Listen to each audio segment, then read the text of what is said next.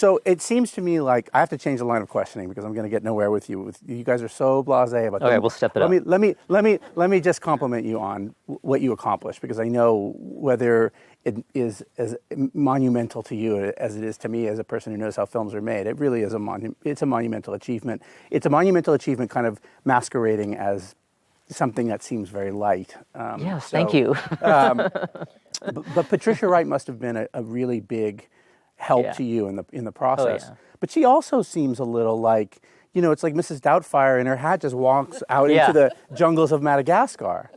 I mean, she also seems a little like you guys. I mean, she's the toughest person, we've ever met. I mean, and she's deceptively calm, but she's sort of ferociously goes after what she cares about and doesn't give up on it.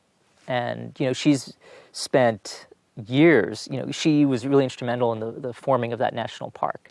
And she, found those lemurs there and brought this idea to the government that they needed a national park. And they're like, you're right, we do. Go get us the money and go get the permission from all the villagers that live around the park. And then we'll do it. So that was a process of about 10 years or so of going to every little village and negotiating with all the elders at each village, like the parameters of what would be acceptable for them for there to be a park. You're talking about the woman in this film? Mm-hmm. Yeah. Okay, just making sure. Yeah. But yeah, she's been there, for about 30 years now. And so she has, great relationships in all these villages. And that's like a lot of her work is maintaining those relationships. Her organization does a lot of disaster relief out there, supplying like health teams and, emergency food and stuff like that. So when you met her and you talked about what it was that you were going to try to do in making this film, what was her response to that?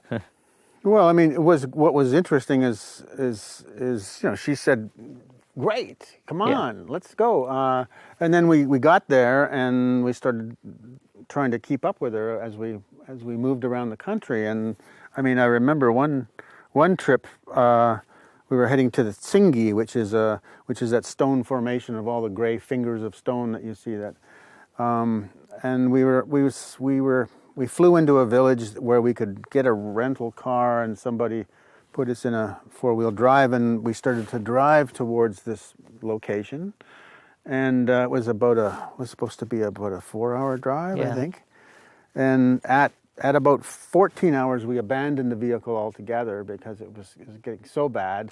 But we were so far along that we had to keep going. So we marched for another 4 or 5 hours through the mud, and then had to cross this river in this incredible rainstorm in these 2 dugout canoes. This is with Patricia leading the way. Yeah, that's normal for her.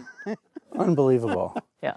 So it's her day a at the different office. scale of physical fitness. Yeah. For all of us, and it was great to do. It was a really a great workort and a conditioning exercise. Did you bring a lot of Motrin at least? Yeah. Whiskey. Whiskey and Motrin. That seems important.